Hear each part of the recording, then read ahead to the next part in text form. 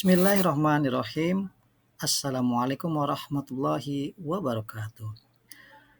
Perkenalkan, saya dengan Samsur Rizal.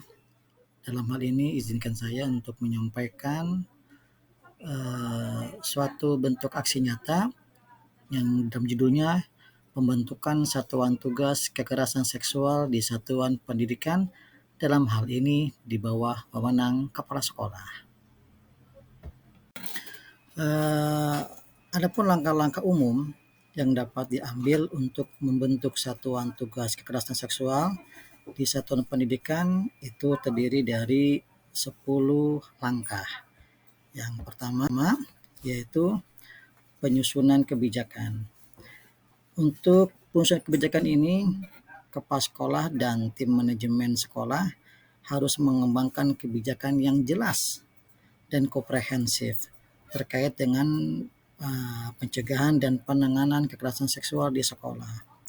Nah, kebijakan ini harus mencakup tentang bagaimana itu definisi kekerasan seksual, tindakan disiplin yang akan diambil terhadap pelaku, dan dukungan yang akan diberikan kepada korban.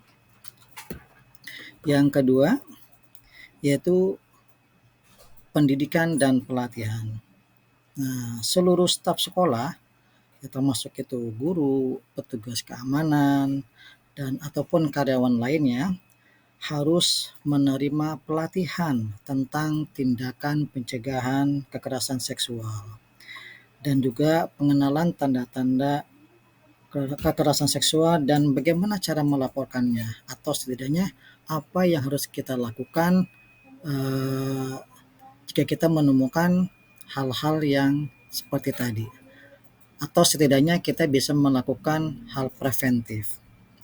Dan selanjutnya yang ketiga yaitu pembentukan satuan tugas.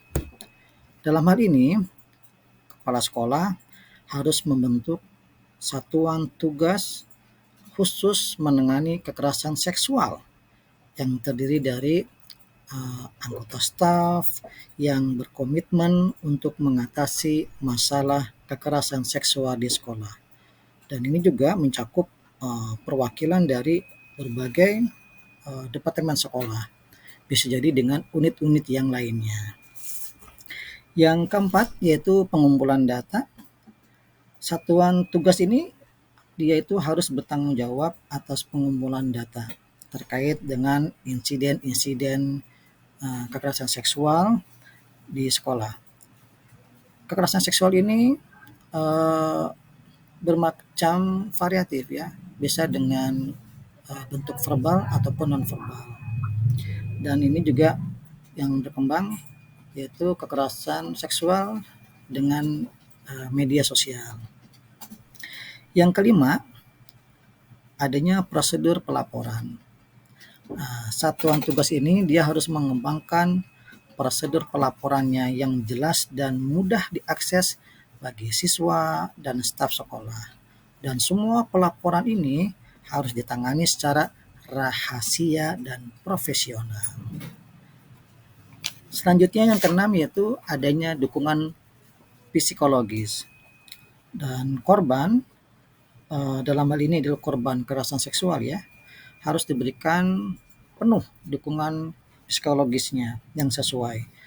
Dalam hal ini, sekolah dapat bekerja sama dengan lembaga atau profesional kesehatan mental yang dimiliki keahlian dalam menangani trauma akibat kekerasan seksual.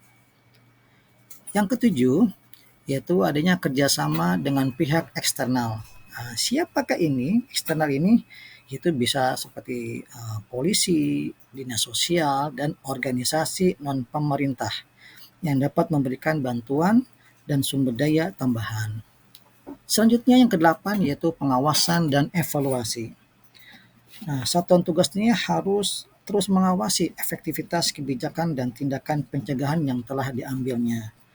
Dan juga harus rutin memastikan bahwa upaya-upaya pencegahan penanganan harus terus ditingkatkan. Yang kesembilan yaitu sosialisasi kebijakan. Kebijakan ini telah dibentuk dan harus disosialisasikan kepada seluruh anggota komunitas sekolah, termasuk ada siswa, ya ada orang tua ataupun staf sekolah. Dan yang ke-10 adalah adanya sanksi tegas. Sanksi tegas ini kepala sekolah harus bisa memastikan bahwa sanksi itu harus diberikan dengan tegas, ya, yang diberlakukan terhadap pelaku kekerasan seksual dengan kebijakan sekolah dan hukum yang berlaku tentunya.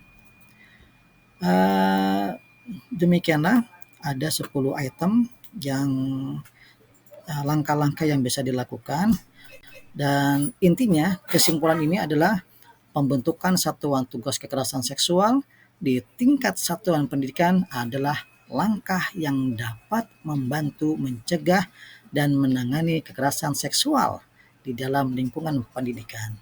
Dengan kerjasama dan komitmen dari semua pihak, sekolah dapat menjadi tempat yang aman dan mendukung bagi semua siswa dan stafnya. Demikian, terima kasih aksi nyata ini. Semoga bisa dipahami dan bermanfaat untuk semuanya. Sekian, wassalamualaikum warahmatullahi wabarakatuh.